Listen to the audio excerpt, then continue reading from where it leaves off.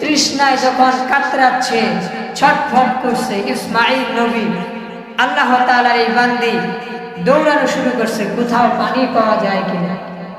তো এখন তো দুই সাইডে পাহাড়, সাফা আর কি মারওয়া, দুই দিকে পাহাড়, কোথায় যাবে, কার কাছে যাবে, পানি চাইবে। তো একবার সাফার দিকে দৌড়ায়, দেখে সেখানে নাই, পানি নাই, পানির কোনো ব্যবস্থা নাই, কোনো ঝর্ণা নাই, কোনো কুয়া নাই, কোনো গর্ত বা নালা নাই যেখানে একটু পানি পাওয়া যায়। আবার মারওয়ার দিকে দৌড়ায়, একই হালত, এখানেও তো পানি নাই। তখন চিন্তা করেন সন্তানের কঠিন মুহূর্তে দুনিয়াতে একজন মা কেমন অস্থির, কেমন বেচিন আর গম্ভীর হতে পারে। মাওলানা মুহাম্মাদান আবদুহু ওয়া রাসূলুহুল আমিন। আম্মা বা'দ ফাআউযু বিল্লাহি মিনাশ শাইতানির রাজীম। বিসমিল্লাহির রাহমানির রাহিম। ওয়াল ফাজরি ওয়া লায়ালিন আশর। সাদাকাল্লাহুল আযীম। ওয়া ক্বালা আন-নাবিয়্যু সাল্লাল্লাহু আলাইহি ওয়াসাল্লাম ফাআকসিরু ফীহিন্না মিনাত তাসবীহ ওয়াত তাহলিল ওয়াত তাকবীর আও কামা ক্বালা আলাইহিস সালাতু ওয়াস সালাম। রাওয়াহু মুসনাদ। সবাই দরুদ ইব্রাহিম পড়ি। আল্লাহুম্মা সাল্লি আলা মুহাম্মাদ ওয়া আলা আলি মুহাম্মাদ কামা সাল্লাইতা আলা ইব্রাহিম ওয়া আলা আলি ইব্রাহিম ইন্নাকা হামিদুম মাজিদ। আল্লাহুম্মা বারিক আলা মুহাম্মাদ ওয়া আলা আলি মুহাম্মাদ কামা বারাকতা আলা ইব্রাহিম ওয়া আলা আলি ইব্রাহিম ইন্নাকা হামিদুম মাজিদ। আল্লাহুম্মা সাল্লি আলা মুহাম্মাদিন النبيিল উম্মি ওয়া আলা আলিহি ওয়া সাল্লিম তাসলিমা। আল্লাহুম্মা সাল্লি আলা মুহাম্মাদ ওয়া আনজিলহুল মাকআদাল মুকাররাবা ইনদাকা ইয়াওমাল কিয়ামাহ। সাল্লাল্লাহু আলা মুহাম্মাদ সাল্লাল্লাহু আলাইহি ওয়াসাল্লাম। সুবহানাল্লাহি ওয়ালহামদুলিল্লাহি ওয়া লা ইলাহা ইল্লাল্লাহ ওয়াল্লাহু আকবার। সুবহানাল্লাহি ওয়া বিহামদিহি সুবহানাল্লাহিল আযীম। আস্তাগফিরুল্লাহ আস্তাগফিরুল্লাহ আস্তাগফিরুল্লাহাল্লাযী লা হাওলা ওয়া লা কুওয়াতা ইল্লা বিল্লাহিল আলিয়্যিল আযীম। আলহামদুলিল্লাহ সুম্মা আলহামদুলিল্লাহ। আল্লাহ জাল্লা শানুহুর দরবারে আমরা অসংখ্য শুকরিয়া আদায় করছি যে আল্লাহ তাআলা আমাদেরকে অত্যন্ত মেহেরবান করে মহব্বত করে আজকের পবিত্র জুমার নামাজ আদায় করার উদ্দেশ্যে আল্লাহ তাআলার পছন্দনীয় কবুলিয়াত, আল্লাহ তাআলার প্রিয় জায়গা মসজিদে এসে বসার সুযোগ দান করেছেন। এজন্য আমরা শুকরিয়া তান জবান খুলে আওয়াজ দিয়ে অন্তর থেকে বলি আলহামদুলিল্লাহ। আল্লাহ তাআলার শুকরিয়া আদায়ের সাথে সাথে প্রিয় রাসূলের শানে অত্যন্ত দরদ মহব্বতের পরিচয় দিয়ে, ভালোবাসার পরিচয় দিয়ে, উদার দিল দিয়ে আমরা সবাই দরুদ এবং সালাম পাঠ করি। সবাই বলি সাল্লাল্লাহু আলা মুহাম্মদ সাল্লাল্লাহু আলাইহি ওয়াসাল্লাম।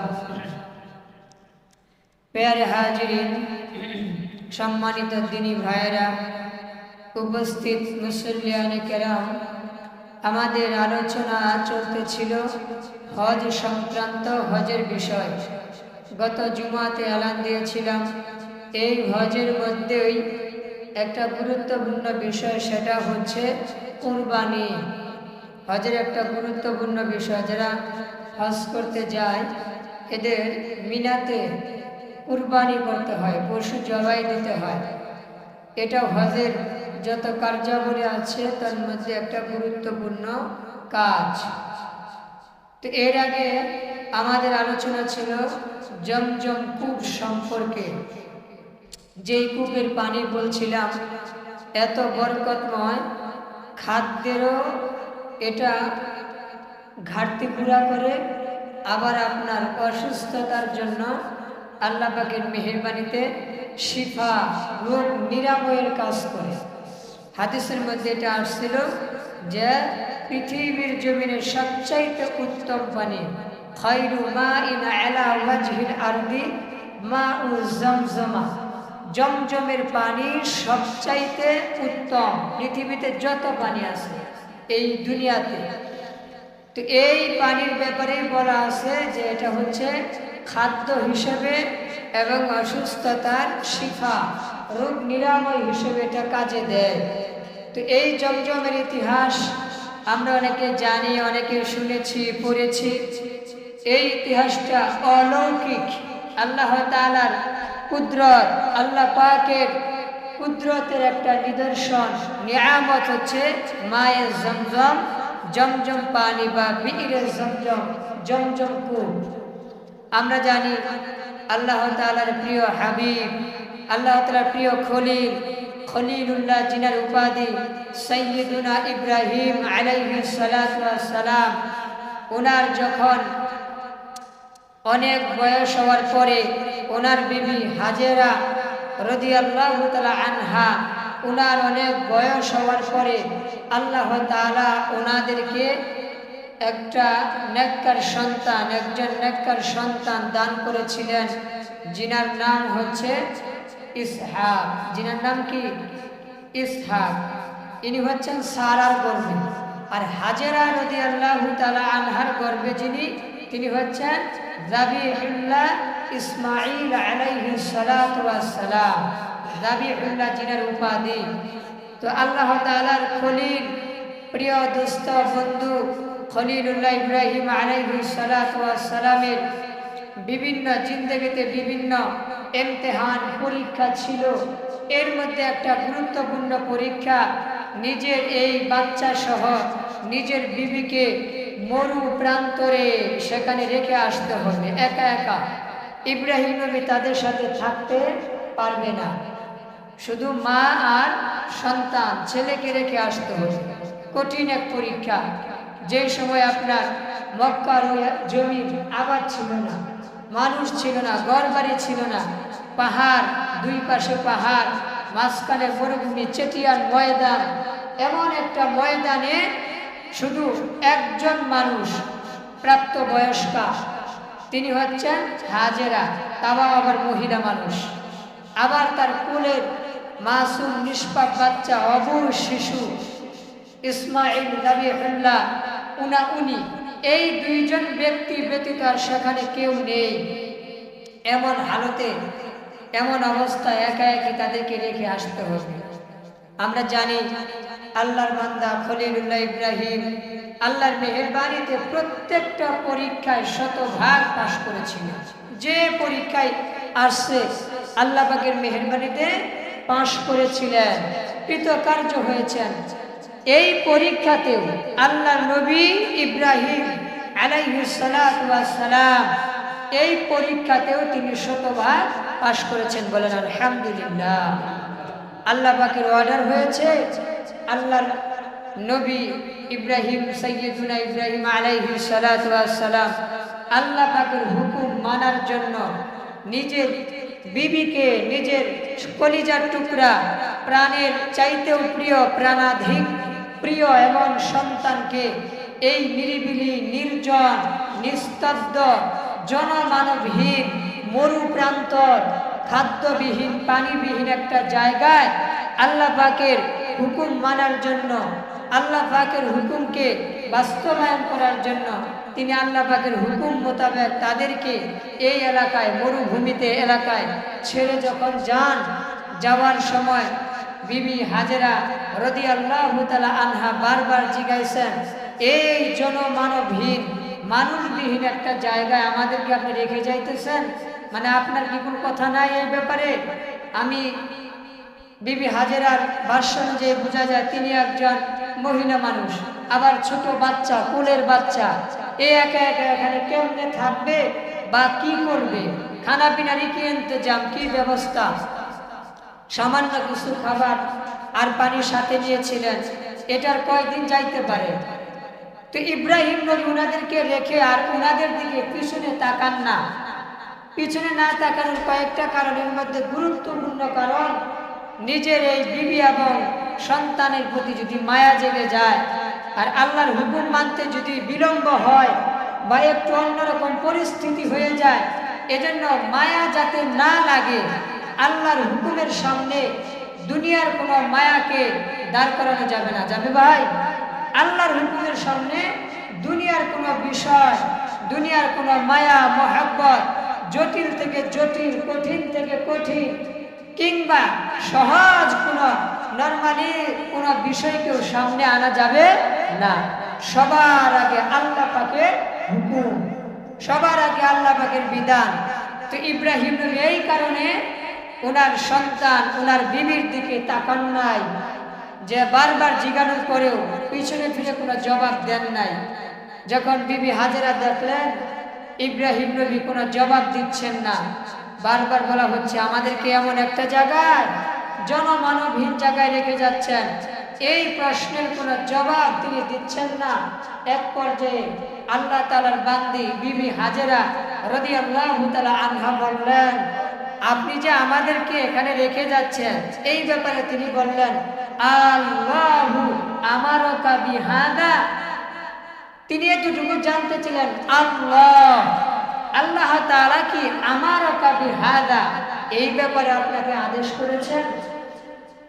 এটা কি আল্লাহ পাকের হুকুমে যে আপনি যে আমাদেরকে রেখে যাচ্ছেন এমন একটা নিরিবিলি নিস্তব্ধ জায়গায়, এটা কি রব্বে কারিম আল্লাহ তাআলা এমনটা আদেশ করেছেন আপনাকে? ক্বালা ইব্রাহিম আলাইহিস সালাতু ওয়াস সালাম নাআম। আল্লাহর নবী জবাব দিয়ে বলেন, হ্যাঁ, এটা আল্লাহ পাকের হুকুম। বলেন মারহাবা। আল্লাহ পাকের হুকুম হয়েছে তোমাদেরকে এখানে রেখে যাওয়ার ব্যাপারে, সুতরাং এটা আল্লাহ তাআলা হুকুম, বিধান। এই কথা শোনার পরে আল্লাহ তাআলার এই প্রিয় বান্দি হাজেরা রাদিয়াল্লাহু তাআলা আনহা বলে দিলেন যে ইযাল লা ইউদাইয়িনা, ইযাল লা ইউদাইয়িনা। আল্লাহর বান্দি বললেন, যদি এমনটাই হয় আপনি আল্লাহ পাকের হুকুমে আমাদেরকে রেখে যাচ্ছেন, তাহলে এটা আশা করি যে তাহলে লা ইউদাইয়িনা, আল্লাহ তাআলা আমাদেরকে ধ্বংস করে দিবেন না। কোন সুবহানাল্লাহ। হ্যাঁ, যদি আল্লাহর হুকুমে রাখেন আমাদের কোনো কি নাই, চিন্তা নাই, পেরেশানি নাই, কারণ এটা তো হুকুম কার? আল্লাহ পাকের। আপনি তো নিজের ইচ্ছায় রেখে যাচ্ছেন না, যেহেতু রবের হুকুম, অবশ্যই এখানে কি আছে, কোনো কারণ আছে, কোনো হিকমত আছে। সন্তুষ্ট চিত্তে আল্লাহ তাআলার বান্দি আল্লাহ পাকের এই বিধানটাকে মেনে নিলেন। দেখেন, মহিলা মানুষ ইমানের কত উঁচা তবকায় থাকলে, ইমানের কত তেজ আর পাওয়ার থাকলে, ইমানের বলে বলিয়ান হলে একজন মহিলা মানুষ এই একটা নির্জন আশেপাশে শত শত মাইলে কোনো নাই ঘর, নাই মানুষ, নাই দোকান, না খাবারের ব্যবস্থা, না পানির ব্যবস্থা, না আলোর ব্যবস্থা, এমন একটা নিস্তব্ধ, দুই পাশে পাহাড়, উঁচা উঁচা পাহাড়, সাফা মারওয়া পাহাড়, এই পাহাড়ের মাঝখানে একা একা ছোট বাচ্চা নিয়ে থাকার ব্যাপারে যখন সে জানতে পারছে এটা আল্লাহ পাকের হুকুম, তখন তিনি সন্তুষ্ট চিত্তে, বিনা চিন্তায়, বিনা গমগিনে, টেনশন বিহীন মানছেন যে তাহলে ইযাল লা ইউদাইয়িনা, রব্বে কারিম আমাদের কোনো ক্ষতি করবেন না, ধ্বংস করবেন না, মেনে নিছে। যেই খাবার, যেই পানি শেষ, একটা নির্দিষ্ট সময়ে গিয়ে শেষ হয়ে গেছে। নিজে তো একটু বড় মানুষ, পানি পান না করলেও চলে, কিন্তু ছোট বাচ্চা তৃষ্ণার ভাব, দুধ আর কত দিবে, তৃষ্ণায় যখন কাতরাচ্ছে, ছটফট করছে, ইসমাঈল নবী আল্লাহ তাআলার এই বান্দি দৌড়ানো শুরু করছে কোথাও পানি পাওয়া যায় কিনা। তো এখন তো দুই সাইডে পাহাড়, সাফা আর কি মারওয়া, দুই দিকে পাহাড়, কোথায় যাবে, কার কাছে যাবে, পানি চাইবে। তো একবার সাফার দিকে দৌড়ায়, দেখে সেখানে নাই, পানি নাই, পানির কোনো ব্যবস্থা নাই, কোনো ঝর্ণা নাই, কোনো কুয়া নাই, কোনো গর্ত বা নালা নাই যেখানে একটু পানি পাওয়া যায়। আবার মারওয়ার দিকে দৌড়ায়, একই হালত, এখানেও তো পানি নাই। তখন চিন্তা করেন, সন্তানের কঠিন মুহূর্তে দুনিয়াতে একজন মা কেমন অস্থির, কেমন বেচিন আর গম্ভীর হতে পারে। সন্তান পানির জন্য কাতরাচ্ছে, ছটফট করতেছে, এমত অবস্থায় মা নিজেকে স্থির রাখতে পারতেছে না। একবার সাফায় যায়, আবার মারওয়ায় যায়, এইভাবে 7 বার ঘোরাঘুরি করছে, পানি পায় না। অবশেষে আল্লাহ পাকের কুদরত, আল্লাহ পাকের নিয়ামত, জিবরাইল আমিন, জিবরাইল ফেরেশতা পাখার আঘাতে কিংবা ইসমাইল নবীর পায়ের গোড়ালির আঘাতে, দুই রকম বর্ণনা পাওয়া যায়। হয় জিবরাইল নবীর পবিত্র পাখার আঘাতে অথবা ইসমাইল নবীর পায়ের গোড়ালির আঘাতে আল্লাহ পাকের মেহেরবানিতে মরু প্রান্তরে পানি ওঠা শুরু করে দিয়েছে, আলহামদুলিল্লাহ। তাহলে এখান থেকে আমাদের অনেক কিছু শিক্ষার আছে। 1 নম্বর কথা, সমস্ত দুনিয়ার সমস্ত বিষয়ের আগে যেই বিষয়ে আল্লাহ পাকের হুকুম আছে, এই হুকুমের সামনে কোনো ধরনের ওজর আপত্তি নিজের দিলের মন মতো বা সামাজিক মানুষের চাহিদা মতো বা ফ্যামিলির মানুষের চাহিদার মতো কিংবা রাষ্ট্রপ্রধান তাদের চাহিদা মতো আল্লাহ পাকের চাহিদার সামনে এগুলোকে রাখা যাবে না। একেবারে টোটালি নিষেধ। সবার আগে আল্লাহ পাকের হুকুম, আল্লাহ পাকের হুকুম মানার পরে বাকি সবার চিন্তা। এরপর আরেকটা বিষয়, সেটা হচ্ছে যেই ব্যক্তি আল্লাহর উপর তাওয়াক্কুল করবে আল্লাহ তাআলা তাকে সাহায্য করবেন ইনশাআল্লাহ। আল্লাহর বান্দী বলছিল ইব্রাহিম নবীকে, যদি আল্লাহর হুকুমই রেখে যান তাহলে কি ইযাল লা ইউদাইয়ুনা, হ্যাঁ তাহলে তো আল্লাহ আমাদেরকে কি করবেন না, ধ্বংস করবেন না, আমাদেরকে আল্লাহ ক্ষতি করবেন না। এই যে আল্লাহর প্রতি তার একটা ইয়াকিন, তার একটা বিশ্বাস, তার একটা আকীদা মনোভাব যে আল্লাহর হুকুমে যদি রাখেন ইনশাআল্লাহ আশা করি আল্লাহ আমাদের কি করবেন না, ক্ষতি করবেন না। আল্লাহ পাক দেখাইয়া দিলেন গায়েবী মদদ, যেখানে পানি উঠানোর কোনো যন্ত্র নাই, পানির ব্যবস্থা করার কোনো মানুষ নাই, এখানে কঠিন মরুভূমি, কত মাইল কত কিলো দূরে মাটির ভূগর্ভের ভিতরে পানি আল্লাহ পাক কুদরতিভাবে মাটি ফেরে মাটিকে ভাগ করে সেখান থেকে পানির ব্যবস্থা দান করে দেবেন। তাহলে আমরা যত বিপদে থাকি সাহায্যকারী একমাত্র আল্লাহ। বলেন কে? আল্লাহ তাআলা।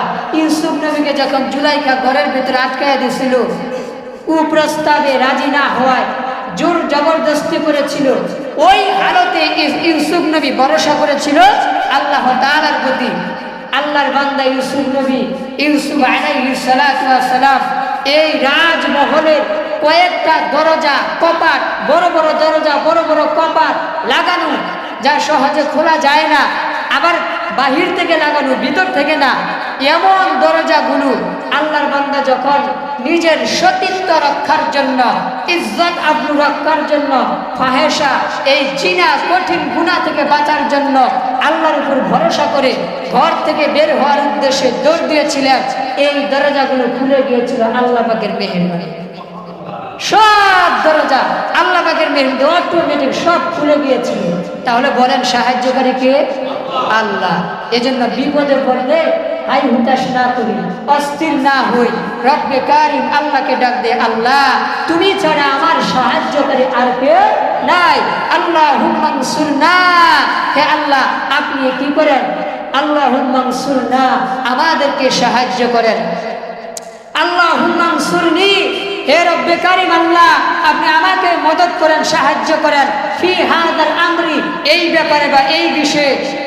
আল্লাহর কাছে যদি দোয়া করি আশা করি ইনশাআল্লাহ রব্বে কারিম দোয়া কবুল করবেন। দোয়াকে কবুল করে আপনার বিপদকে আল্লাহ পাক আসানি করে দিবেন।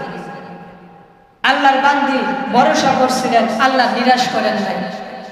পানি বের হচ্ছে, হাজেরা রাদিয়াল্লাহু তাআলা আনহা এটা দেখে তিনি বলছেন, কোন রিওয়ায়াতে আসছে জামজাম মানে থাম থাম, জামজাম মানে কি থাম থাম, পানি তো উঠতেছে, গড়াইয়া চলে যাইতেছে, এক জায়গায় তার স্থিতি না। পানির কিন্তু একটা নেচার ধর্ম, নিচু জায়গায় আপনি যতই করে নিচু জায়গায় যাওয়ার চেষ্টা করেন, পানি ঢালবেন উঁচার দিকে তার যায় না, নিচার দিকেই যায়। তো পানি উঠাই নিচু ঢালুর দিকে একটু যাওয়া শুরু করছে। আল্লাহ পাকের বান্দে বলছে কি জাম জাম মানে কি থাম থাম, পানিকে বলছে থাম থাম। এটা বইলা আল্লাহ তাআলার বান্দে চতুর্দিকে বালু দিয়া বেষ্টনী দিয়া দিয়েছে যাতে পানি না চলে যায়। তিনি তো আর তখন জানেন না এই পানি আর কিয়ামত পর্যন্ত বন্ধ হবে না। তিনি তো অন্য চিন্তায় আছেন, সন্তানের মায়ায় তাড়াতাড়ি করে ঘেরাও দিয়ে দিচ্ছেন। আমাদের নবী মুহাম্মদুর রাসূলুল্লাহ বলছেন, যদি হাজেরা এই কাজটা না করতো, বিবি হাজেরা রাদিয়াল্লাহু তাআলা আনহা যদি ঘেরাও না দিতেন, তাহলে এই পানি কিয়ামত পর্যন্ত এইভাবে ঝর্ণা, চিরপ্রবাহ ঝর্ণা হিসেবে চলে যায়, মানে পানি বের হয়ে চলে যাইতেই থাকতো। কিন্তু তিনি তো বেঁধে ফেলছেন। এটাও আল্লাহ পাকের হুকুমেই হয়েছে, এটাও আল্লাহ পাকের কি ইশারা, হুকুমেই হয়েছে। যেই জমজম কূপের পানি লক্ষ লক্ষ হাজিরা নিজেদের তৃষ্ণা মিটায়, খাবারের যোগান মিটায়, এবং এখন অত্যাধুনিক জমানা, এখন আর ওইভাবে তুলতে হয় না, এখানে মোটর ফিট করা আছে, অত্যাধুনিকভাবে দেওয়া, প্রত্যেকটা হাজি সাহেবের জন্য বোতল ইনটেক করে বের করা যায়। এখন আর বাড়াবাড়ি করতে হয় না পানির জন্য, পবিত্র পানির জন্য। তো এই হচ্ছে জমজম কূপের ইতিহাস, অলৌকিক আল্লাহ পাকের কুদরতের নিদর্শন। তো এই জমজমের পানির ব্যাপারে বলা হচ্ছে, যেই নিয়তে পানি খাওয়া হবে সেই নিয়তটা আল্লাহ পুরা করে দিবেন। খাঁটি জমজমের পানি। কিন্তু বর্তমানে কিছু অসাধু ব্যবসায়ী আছে, বোতলের গায়ে ইনটেক বোতল লেখা মায়ে জমজম, মানে কি জমজমের পানি বা আবে জমজম, জমজমের পানি, অথচ এখানে জমজমের পানি ফোটাও নাই। আমাদের বাংলাদেশে অসাধু ব্যবসায়ীরা এই যে জমজমের পানি বইলা বোতলগুলা বিক্রি করে, এটা কি জায়েজ কাজ করছে? হারাম। বলেন কি এটা? মানুষকে ধোঁকা দিছে। আল্লাহ নবী বলছেন, মান গশানা লাইসা মিন্না, যারা আমাদেরকে ধোঁকা দেয়, প্রবঞ্চনা দেয়, খেয়ানত করে, তারা আমার অন্তর্ভুক্ত না, আমাদের অন্তর্ভুক্ত না। মানে কি আল্লাহ রসুলের সুন্নাত, আল্লাহ রসুলের সিরাত, আল্লাহ রসুলের আদর্শ, আল্লাহ রসুলের গুণের উপর সেই ব্যক্তি আর নাই। নবীজির ক্যারেক্টার, নবীজির স্বভাব, আখলাকে হাসানা, আখলাকে হামিদা, সুমধুর চরিত্র, এখানে ধোঁকাবাজির কোনো চিহ্ন মাত্র নাই। এই জন্য নবীজির উম্মত দাবি করতে হলে আমাদেরকে ধোঁকাবাজির, এই খিয়ানতবাজি, ধোঁকাবাজি, প্রবঞ্চনা, মানুষকে ঠকানো, এই কাজ থেকে আমাদেরকে বের হয়ে আসতে হবে ইনশাআল্লাহ। তো এই যে এই জমজমের পানি যদি সঠিকভাবে আপনি পান, খাঁটি পানিটা, আর খাওয়ার নিয়ম তো বলে দিয়েছি, দাঁড়াইয়া ক্যাবলামুখী হয়ে বিসমিল্লাহ বলে প্রত্যেকবার 3 শ্বাসে 3 বারই খাওয়ার পরে আলহামদুলিল্লাহ বলে, আবার বিশেষ একটা দোয়া আছে, আল্লাহুম্মা ইন্নী আসআলুকা ইলমান নাফিআ ওয়া রিজকান ওয়াসিআ ওয়া শিফাআন মিন কুল্লি দাইন। বিশেষ করে 3টা দোয়া, একটা রব্বে কারীম, আমি আপনার কাছে প্রার্থনা করি, দোয়া করি, ইলমান নাফিআ, উপকারী ইলম, আর কি রিজকান ওয়াসিআ, রিজিকের প্রশস্ততা, রিজিকে বরকত, ওয়া শিফাআন মিন কুল্লি দাইন, এবং যত রোগ আছে, জটিল আর সহজ হোক, যেই রোগী হোক, সমস্ত রোগ থেকে আপনার কাছে শিফা চাই। কেউ যদি এই দোয়া করে দাঁড়ায়া, তবে কি দাঁড়ায়া এইভাবে পানি পান করে, আল্লাহ পাক তার এই দোয়া, তার এই নিয়তকে কবুল আর মঞ্জুর করে নেন। জমজমের পানি এত পবিত্র, এত পবিত্র, এত বরকতময়। এই জন্য হাজী সাহেবদের শুনেছি, ওনারা, আর এটা আপনার কাবা ঘর থেকে মাত্র 20 মিটার দূরে। কত মিটার?